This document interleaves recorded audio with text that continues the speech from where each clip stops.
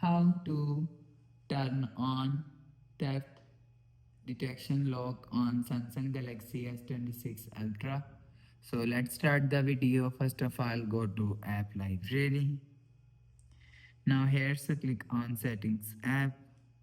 Now in setting, scroll down, and click on security and privacy.